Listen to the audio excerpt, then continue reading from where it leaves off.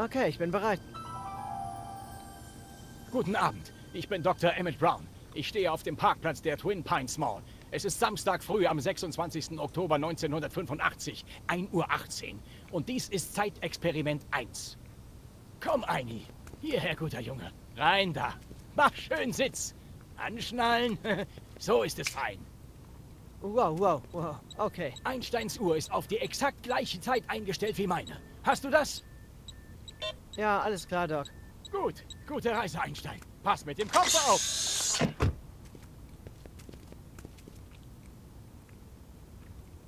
Sagen Sie bloß, Sie fahren den Wagen. Damit.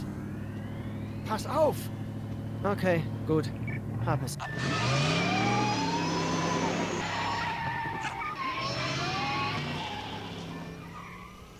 Nicht mich, den Wagen, den Wagen!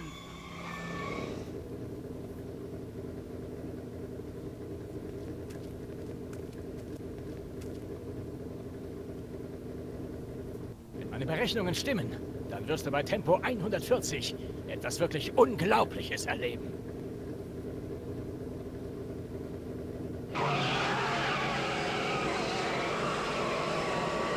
Bleib hier! Bleib hier!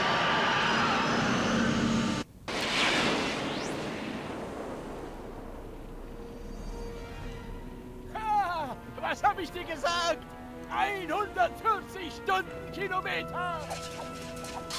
Die Zeitverschiebung ereignete sich exakt um 1:20 Uhr und 0 Sekunden!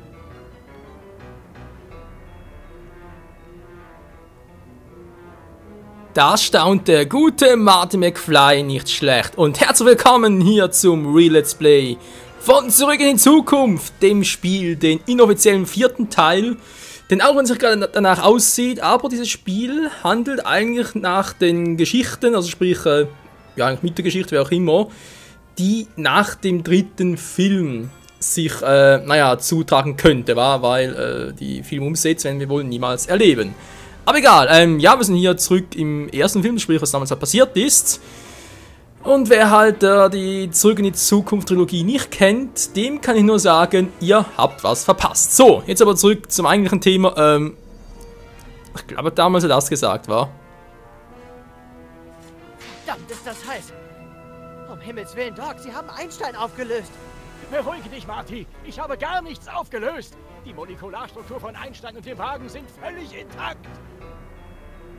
Und wo zum Geier sind Sie dann? Die richtige Frage lautet, wann zum Geier sind Sie? Einstein ist soeben der erste Zeitreisende der Welt geworden. Ich habe ihn in die Zukunft geschickt. 1 Minute in die Zukunft, um genau zu sein.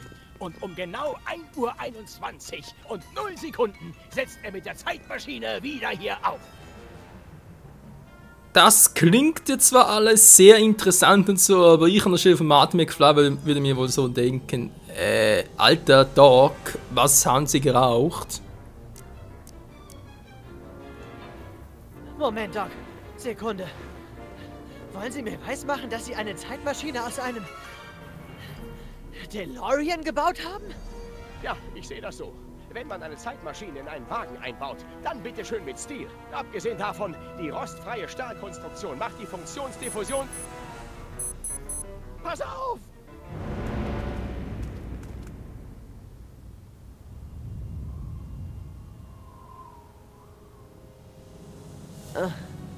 Doc? Das ist seltsam. Wo ist das Auto, Doc? Es hätte vor 27 Sekunden hier sein sollen.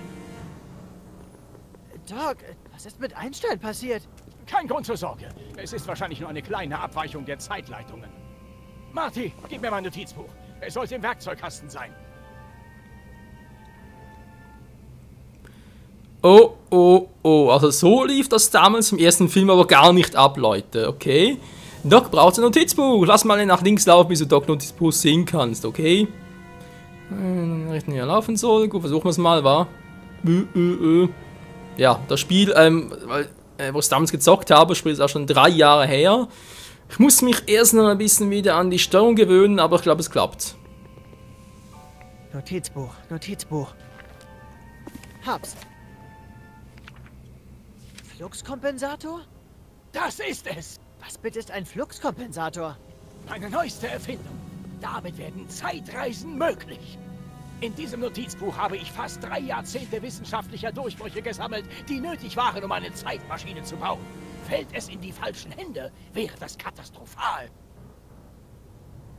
Mal sehen. Masse gleich I mal Z und E ist gleich die Quadratwurzel von Z mal C Quadrat und die Fluxkompensationsrate ist umgekehrt proportional zur vierten Wurzel von N. Im 9 im Kopf, dann... Ja, klingt alles logisch, aber ist der falsche Synchronsprecher. Das wäre eigentlich der von Martin, nicht der von Doc. Aber egal. Mal sehen. Masse gleich I mal Z und E ist gleich die Quadratwurzel von Z mal C Quadrat und die Fluxkompensationsrate ist... Doc, irgendwas läuft hier total schief.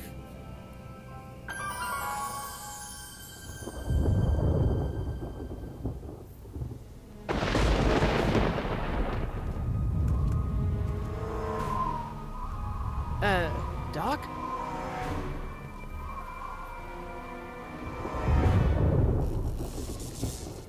Großer Gott! Doc, was ist? Ich habe einen furchtbaren Fehler gemacht.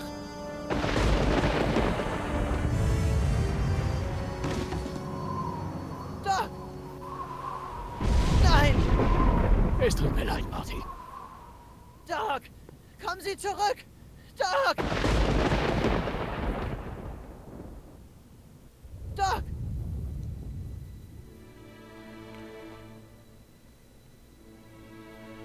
Marty, ist alles okay?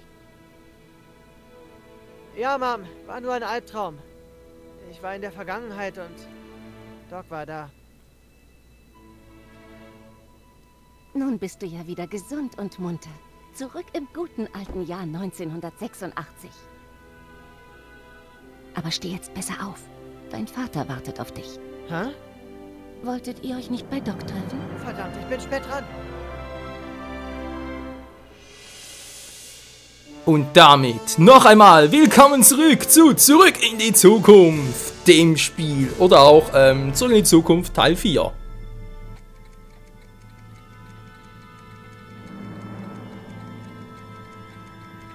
Folge 1. Es ist an der Zeit. Die erste von 5 Folgen insgesamt.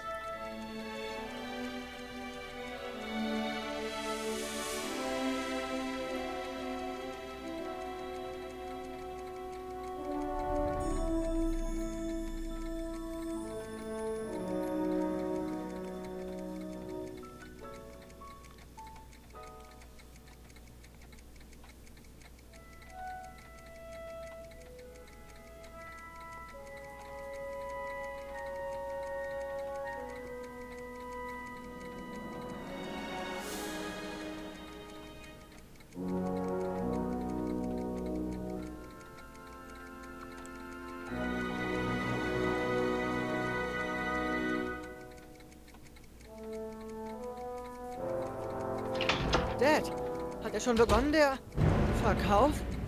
Besser spät als nie. Du würdest nicht glauben, was man hier hinten für seltene Dinge findet. Das gehört Doc, Dad. Die Stadt hat nicht das Recht. Ich weiß, dass du verärgert bist, aber dein Freund war monatelang verschwunden und die Stadt ist versessen darauf, seinen Grund zum Bau des neuen Parkhauses zu nutzen und... Hey, ist das eine Erstausgabe von Jules Verne? Das ist nicht fair. Aber zumindest kann es nicht noch schlimmer kommen. Hey Marty, Hi, Biff. schaust du, ob bei dem Verrückten ein paar Schätze vergraben sind? Nein, ich schätze, ich schwelge nur in Erinnerung.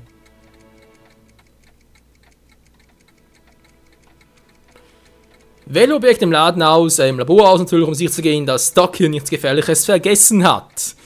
Ja, so wie scheint ist also doch schon einige Zeit im dritten Film hier vergangen. Der Doc kam nicht mehr zurück. Ich glaube, das war im dritten Teil noch so, da mit seiner Klaue und dieser Lok, die umgebaut an eine Zeitmaschine, plus seinen 2 Kindern irgendwie irgendwo oder irgendwann halt hingereist ist und seitdem scheinbar nicht mehr zurückkam.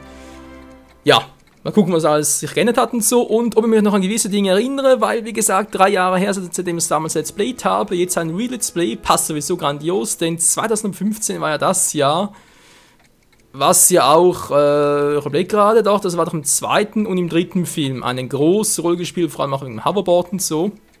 Gut, wir sind zwar noch weit hinterher und so, wegen fliegenden Autos, aber trotzdem das ja passend, deswegen, los geht's. Ey, lass mich... Biff, lass Marty jetzt in Ruhe. Er macht gerade eine schwere Zeit durch. Oh, klar. Entschuldige, Marty. Ja, daran erinnere ich mich.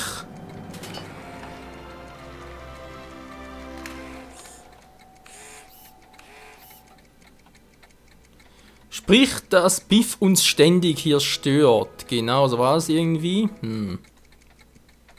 Ich frag mich, warum Doc die nicht mitgenommen hat. Vielleicht, weil so viele Zeiten ein bisschen verwirren könnten. Okay, was haben wir sonst noch so Schönes im Bild? Im Bild. Hey, Dad. Ja. Was macht Biff hier? Er war kein Freund von Doc. Es ist ein öffentlicher Verkauf, Marty. Jeder kann kommen. Sogar Biff. Biff, Buff, Buff, naja. Wer ist überhaupt für den Verkauf verantwortlich? Oh, das bin dann wohl ich, Junge. Du? Warum? Nun, als klar wurde, dass die Bank den Verkauf durchführt, habe ich mich freiwillig gemeldet. Ich wollte sicher gehen, dass Docs Sachen mit einem Mindestmaß an Respekt behandelt werden. Nicht wahr, Biff? Genau, Mr. McFly. Ich bin leicht verwirrt, weil, ich hab's in Erinnerung, dass ich das ausgestellt habe gerade. Moment mal Schau mich kurz. weiter um. Danke, Dad.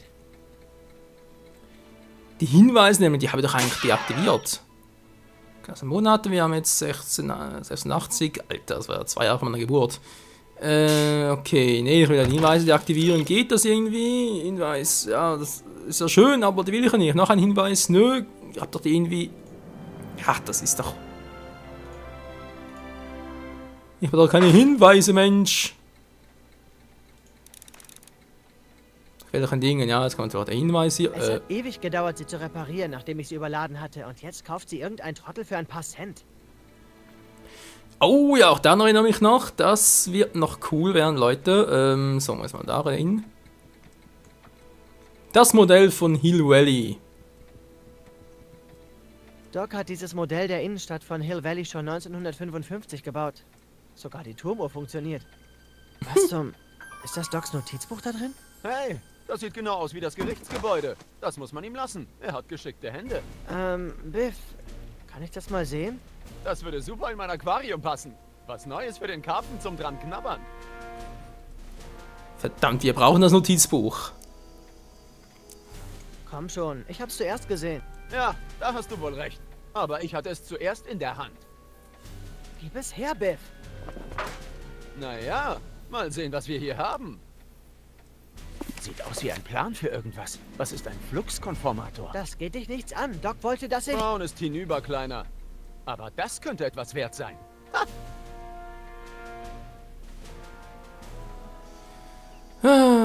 Glück auf Hinweise, nee, brauchen wir nicht. Okay, wir müssen das Buch zurückbekommen.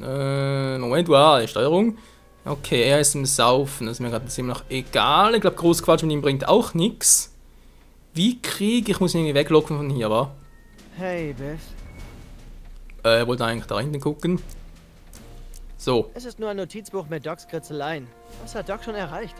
Nichts. Dann ist es wertlos, oder? Wäre es wertlos, würdest du es nicht unbedingt haben wollen. Verdammt, der ist cleverer als er aussieht. Ich bezahle dafür.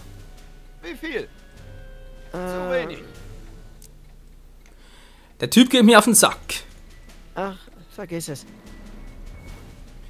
Komm schon, Michael, komm schon, es ist ein Let's Play. Erinner dich dran, wie war das von 3 Jahren? Ich weiß, 3 Jahre ist eine lange Zeit, aber komm schon, raus, Oberstübchen. Jo, ich weiß wieder. Ich hab's wieder drauf. Also, naja, eher, hoffe ich. Hey, Dad, warum hängt an meiner Gitarre ein Preisschild? Entschuldigung, Junge. Da war wohl jemand übereifrig. Nimm sie dir. Ich kläre das mit der Bank. Dankeschön. Du hast mal ins Gitarre genommen. Oh, meine Güte. Gut, von mir aus Inventar. Martys Gitarre. Ist aber eigentlich noch ein Foto von Dad. Von George McFly. Ja, da hat mir noch ein... eine kleine, wie soll ich sagen? Liebelei mit seiner Mutter war, also sprich eigentlich mit Martys Mutter im ersten Teil, das war auch noch etwas Lustiges. Wir benutzen ja das hier, die Gitarre.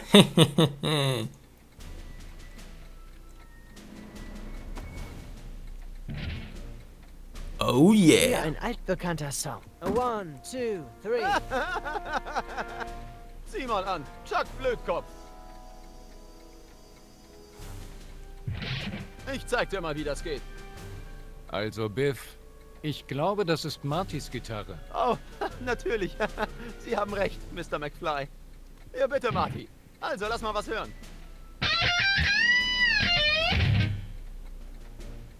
Wow, das war echt heiß. Wie schmelzende Eiswürfel. Schnauze. Das Problem ist, er darf uns nicht dabei unterbrechen. Sprich, Biff muss es spielen, können wir hier nämlich den Overload einschalten und dann wird es sowieso heavy. Die Frage ist eben, wie kriegen wir George hier weg? Nein, mal typisch, ans Oberflächliche erinnere ich mich, aber an das Wichtige natürlich nicht mehr. Nun Gitarre nehmen kann ich noch, dass wa? eure Kinder voll abfahren werden. Danke fürs Warmspielen, Milchgesicht. Biff, ich hab dir doch gesagt, dass Martys Gitarre für dich tabu ist. Oh, klar, natürlich, Mr. McFly. Ich hab sie dir nur vorgewärmt, Marty. Jetzt zeig mal, was du drauf hast.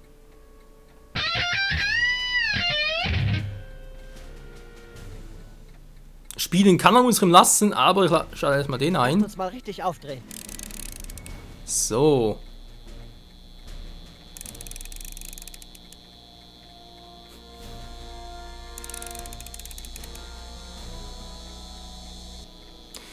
Ja, das war noch Zeit, wo man die Boxen so aufdrehen musste. Alter, das ist jetzt schon summt, da muss ja nachher...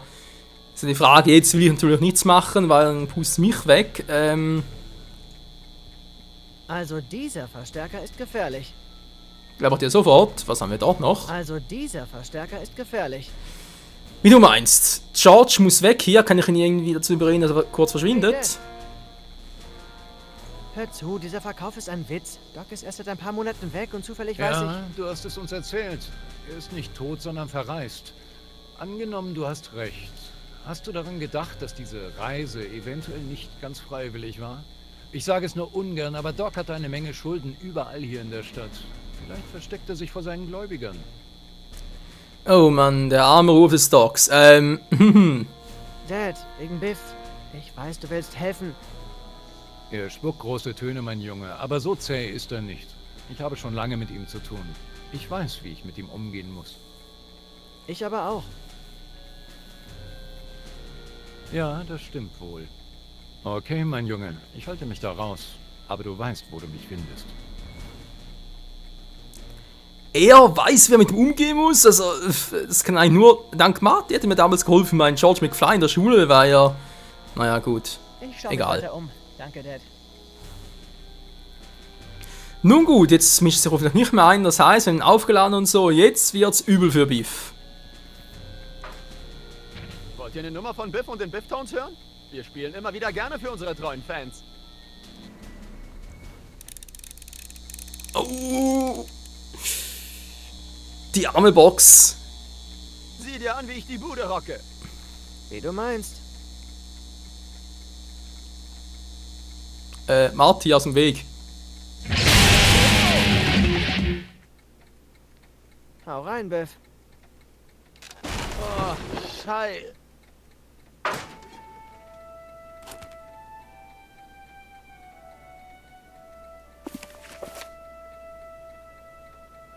Doc, wo sind sie?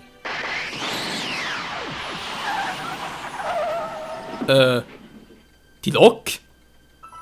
Nee, das klang gerade ein bisschen anders.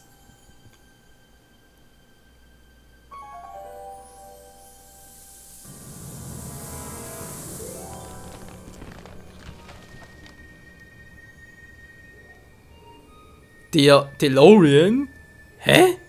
Das gibt keinen Sinn, haben wir den dritten Teil zerstört. Also sprich, ja, doch, es war so, wir haben ja... naja, also, es gibt nicht mehr, außer Doc hat noch einen neuen gebaut, aber warum? Doc?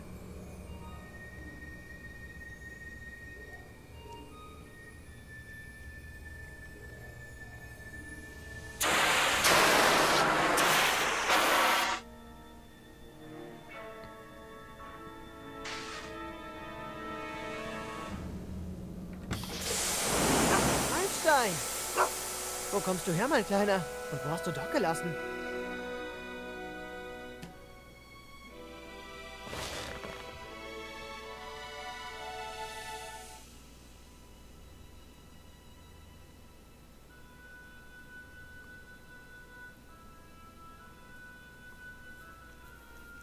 Scheint alles noch so zu sein, wie wir es damals in Erinnerung haben, Spiel von allen 3 Teilen eigentlich. So, was ist denn hier los? Marty? Ah, Marty, wenn du das hörst, dann ist die automatische DeLorean-Aufspürfunktion ein voller Erfolg. automatisches Aufspüren? Für den Fall, dass ich es nicht schaffe, rechtzeitig zu meinem DeLorean zurückzukehren, habe ich die Zeitmaschine so programmiert, dass sie auch ohne mich in die 4-dimensionalen Koordinaten springt. Wie du weißt, sind Zeitreisen sehr riskant und trotz all meiner Sicherheitsvorkehrungen besteht immer die Möglichkeit, dass ich irgendwann in Schwierigkeiten gerate. Das irgendwann ist jetzt oder schon vorbei oder später. Er steckt in Schwierigkeiten. Marty, du hast schon einmal meine Vergangenheit gerettet. Oder war es die Zukunft? Wie auch immer, ich verlasse mich darauf, dass du das noch einmal tust. Bitte reise mit meinem DeLorean zurück oder vor, in die Zeit, in der ich mich befinde. Du wirst sicher wissen, was zu tun ist, wenn du hier bist. Das war's? Wollen Sie mir nicht sagen, wann das ist? Reise einfach zu dem Datum, das auf der Anzeige der Zeitleitung als letzte Abreisezeit angegeben ist. Viel Glück. Okay, letzte Abreisezeit, letzte Abreisezeit. Verdammt. Komm schon. Mist. Großartig. Wie soll ich ihn jetzt finden? Eine sehr, sehr gute Frage. Vor allem war ich gerade ein bisschen überrascht, dass Doc uns antworten konnte. Ein Schuh. Okay, Doc, wir haben uns zwar seit Monaten nicht gesehen, aber ich bin mir sicher, dass das nicht Ihr Schuh ist. Sieht eher ein Damenschuh aus, wa? Oder, ja, doch, Damenschuh. Marty, also wird sein, okay.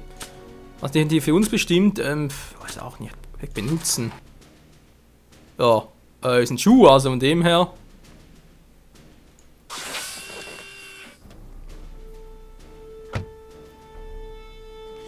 Ich würde doch mal sagen, wir laufen mal ein bisschen hier vor und geben Aini den zum Schnüffeln. Was weißt du über diesen Schuh, Aini? Oh Mann, ich glaube, er hat eine Fährte aufgenommen. Ja, dann schnell hinterher.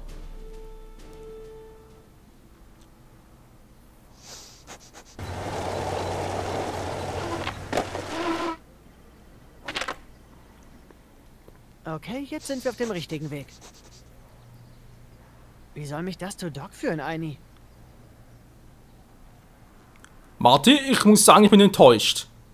Ich meine, kein Hoverboard? Was soll das denn? So, das geht auch im Inventar. Nö, okay. Ja gut, mal gucken, war. Ich würde mal sagen, klingeln.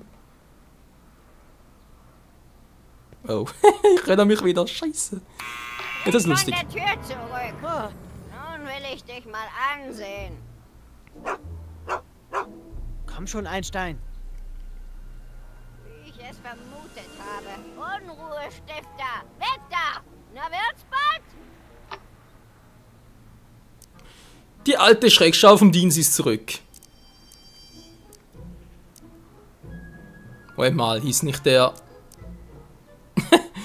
Ach du Scheiße, ist doch aus Strickland. Komm zur Sache, Kind. Wegen dir verpasse ich noch meine Lieblingssendung. Das ist es ja, verstehen Sie? Ich bin nicht sicher, warum ich hier bin. Einstein hat mich hergebracht und... Und? Man unterbricht die Jungen nicht, werte Dame.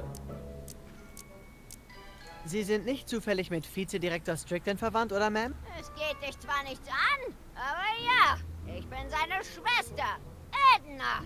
Du gehörst wohl zu den McFlys, dieser Bande von Faulpelzen. Ja, was hat der alte ich meine, was hat Ihr Bruder sonst noch über mich erzählt? Nichts, was ich mir nicht selbst zusammenreimen könnte, Faulenzer. 2 Stricklands. Okay, das ist genug für ein Part, Freunde. Ich würde mal sagen, im nächsten Part geht es hier weiter mit dem Re-Let's Play von Zurück in die Zukunft, dem Spiel. Und wo ist Doc abgeblieben und wohl eher wann ist er abgeblieben? Und vor allem natürlich, was hat diese alte Edna Strickland damit zu tun? Diesen und vieles mehr werden wir hoffentlich im nächsten Part angehen können. In diesem Sinne, bis dahin und ciao zusammen.